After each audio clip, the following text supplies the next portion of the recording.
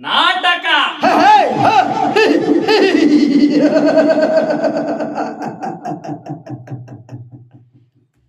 ಸ್ವಂತಕ್ಕೆ ಶಾಲು ಕಟ್ಟಿ ಗಂಡು ಗಚ್ಚೆಯನ್ನಾಕಿ ಕೈಯಲ್ಲಿ ಕೊಡ್ಲಿ ಹಿಡಿದು ಈ ರಂಗಭೂಮಿಯಲ್ಲಿ ದಿಟ್ಟ ಹೆಜ್ಜೆ ಇಟ್ಟರೆ ಇವನನ್ನು ಕೊಡ್ಲಿ ಪತ್ರವೋ ಎನ್ನುತ್ತಾರೆ.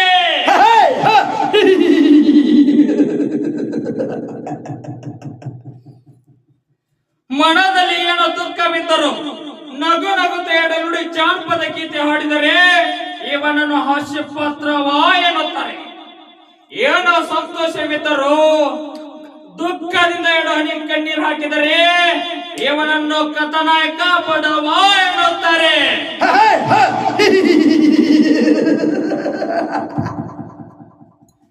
ತಲೆಗೆ ಅವನ ಕಟ್ಟನ್ನು ಕಟ್ಟಿ ಕೈಯಲ್ಲಿ ಸಿಗರೇಟ್ ಹಚ್ಚಿ ಗುಡುಗು ಹೊಡೆದರೆ